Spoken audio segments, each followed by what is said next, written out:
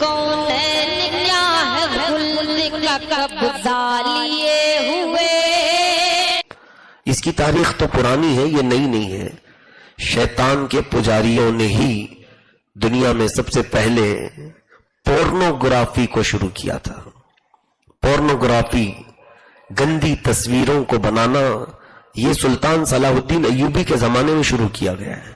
صلاح الدین ایوبی، ان کے جو نوجوان سپاہی تھے ان کی تو حالت ایسی تھی اللہ پر. سوچو آپ، 12,000 کی تعداد میں لوگ تھے اور 4 لاکھ عیسائیوں کے ساتھ لڑ رہے تھے. 12,000 کہاں، 4 لاکھ کہاں. رومی فوجیوں نے جب صلاح الدین ایوبی کے 12,000 کے ساتھ لڑائی کی اور صرف 3 دن کے اندر ان کے دانت کھٹے کر دیے تھے یہ مسلمان سپاہی، تو انہیں سوچنے پر مجبور ہونا پڑا کہ آخر ان کے پاس کون سی قوت ہے، کون سی طاقت ہے. شہادت ہے مطلوب و مقصود مومن، نہ مال غنیمت نہ کشور کشائی. سچ کہا ہے کہ مومن جو لڑتا ہے اس کا صرف اور صرف مقصود شہادت حاصل کرنا ہے. اسے نہ مال غنیمت سے مطلب ہے نہ بادشاہت سے. تو جو نوجوان صلاح الدین ایوبی کے ساتھ تھے وہ جس میدان میں جاتے تھے وہ شیر کی طرح حملہ آور ہوتے تھے. اب ان لوگوں نے ان تمام طاقتوں سے مقابلہ کرنے سے شکست تسلیم کر لیا اور ایک نیا کام شروع کیا. اس وقت جو عیسائی ایک بہت بڑا مورخ ہے وہ لکھتا ہے کہ پہلے تصویریں بنائی عورتوں کے ننگی تصویریں، جس میں خاص مخصوص پارٹ کو ظاہر کر کے تصویریں بنا کر صلاح الدین ایوبی کے فوج میں یہ ڈالی گئی، پیش کی گئی. تو رات کے وقت سننے میں آیا کہ کچھ فوجی غائب ہو رہے ہیں اپنے خیموں سے اور رات کو بیٹھ کر کے یہ دیکھتے ہیں، کیونکہ فوجی گھروں سے باہر رہتے ہیں، اکثر جہاد میں مصروف ہیں.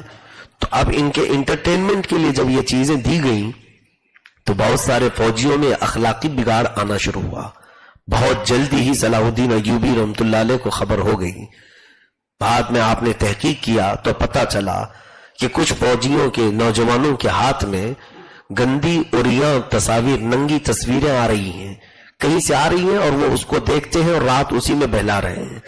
تو صلاح الدین ایوبی نے سخت ترین سزائیں دیں، اس طرح کی تصویریں مٹائیں. لیکن اب یہ عیسائی مشنری کو اس وقت پتا چل گیا کہ یہ حملہ ہمارا کارگر ہو گیا ہے، کام آ چکا ہے. تو اسی پر انہوں نے محنت شروع کی، اس کو ڈیولپ کیا، یہاں تک کہ صلاح الدین ایوبی اپنی زندگی میں جتنا ہو سکا انہوں نے روکا. آپ کے انتقال کے بعد تو پھر ان کو آزادی تھی، اور ایسی آزادی کہ اس وقت چھوٹی چھوٹی سی ایک کٹیا لے کر بیٹھے ہوئے جو گورنر تھے ان کے گھروں تک بھی انہوں نے یہ پورنوگرافی شروع کی، عورتوں کی ننگی تصویریں. اور پھر زمانہ بڑھتا ہوا ترقی کی طرف آیا تو 18ویں صدی میں یہی گندی تصویریں یورپ میں، مغرب میں ویڈیو کی شکل میں چلائی جانے لگی. 18ویں صدی میں ہی امریکہ میں اور کچھ یورپین کنٹریز میں سینما میں گندی فلمیں دکھائی گئی جس کو دیکھنے کے لیے ہجوم بڑا آیا. یہ فلمیں بعد میں آئی، پہلے گندی فلمیں آئی جس میں مخصوص اعضاء دکھا کر کے مردوں کو اور عورتوں کو ورغلایا گیا. یہ سب ڈیول ورشپرز کے کام میں بتا رہا ہوں، شیطان کے. اور پھر اس میں ترقی کرتے کرتے یہاں تک وہ آئے کہ جب انہوں نے دیکھا کہ اب لوگ وہاں یورپ کے دیکھ دیکھ کر کے تھک چکے تھے، وہی ساری چیزیں دکھائی جا رہی ہیں. پھر انہوں نے جب دیکھا کہ بزنس سلو ہو چکا ہے تب پھر انٹرنیٹ کا زمانہ آیا. انٹرنیٹ جب آیا تو انٹرنیٹ میں انہوں نے لوگوں کے ہاتھوں تک پہنچانے کے لیے باضابطہ کئی ایسے خوبصورت جوڑوں کو خریدا، نوجوانوں عورتوں کو بھی، نوجوان مردوں کو بھی، اور ان سے گندے کام کروا کر اس کی ویڈیو بنا کر اپلوڈ کرنا شروع کیا اور بھاری قیمت وہ ایکٹر اور ایکٹریس کو دینا شروع کیا.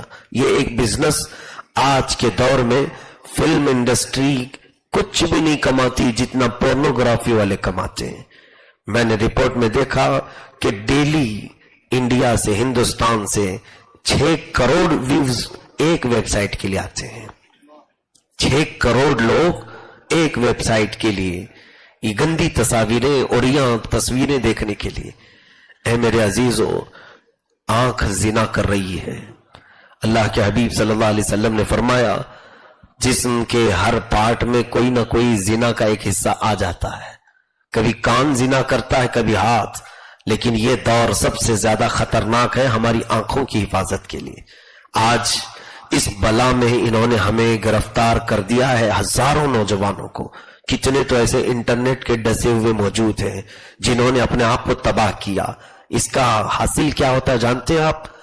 کئی ایسے بیمار نوجوان ہم نے دیکھے ہیں جن کی جوانی ختم ہونے کو آئی، ان کی مردانگی ختم ہو گئی. کس وجہ سے؟ حکیموں کے پاس گھوم رہے ہیں، دعویٰ جو بھی بول رہا ہے اس کے پیچھے بھاگ رہے ہیں. کیوں؟ پوچھا گیا کہ رات رات بھر پورنوگرافی دیکھتے اور اپنے ہاتھوں سے اپنی جوانی برباد کرتے تھے. تو شیطان یہی چاہتا ہے کہ تمہارے اندر اولاد پیدا کرنے کی کوئی قوت باقی نہ رہے. وہ فیملی سسٹم کو خراب کرنا چاہتا ہے، تمہارے نسل کی ارتقاء روکنا ہے. دیکھو کتنے سٹیپ میں نے بتائے. سب سے پہلی چیز تو یہ تھی کہ انہوں نے شوہر اور بیوی میں جھگڑے لگائے. یورپ میں تو یہ سب عام سی بات ہے، طلاق کو عام کر دیا کہ زندگیاں ختم ہو. پھر انہوں نے شادی کو بھی ختم کیا، وہ بھی عام ہو گیا. پھر رشتوں میں شادی کرنے کا رواج جاری کر دیا گیا. بہن بھائی شادی کر لے، ماں بیٹا چاہے شادی کر لے. ہالینڈ میں چل رہا ہے، معاذ اللہ رب العالمین. یہ پورا کا پورا سسٹم تباہ. وہاں کبھی ایسا ہوتا ہے کہ آپ اندازہ کرو، ایک لڑکا اپنی ماں سے شادی کر کے رہ رہا ہے، ماں سے شادی کر کے رہ رہا ہے. وہ ہونے والے بچے کو وہ بچہ کس کو باپ کہے گا، کس کو ماں کہے گا، اور پھر دادی کون ہے؟ یہ پورا کا پورا خاندانی نظام تباہ ہو برباد. اسی سلسلے میں ایک دو نہیں ہزاروں چیزیں یہاں کی جا رہی ہیں، ہزاروں چیزیں. مردوں کا اختلاط، عورتوں کا شہوت کے لیے اختلاط، اور انہیں ننگا کر کے بازاروں میں لانا.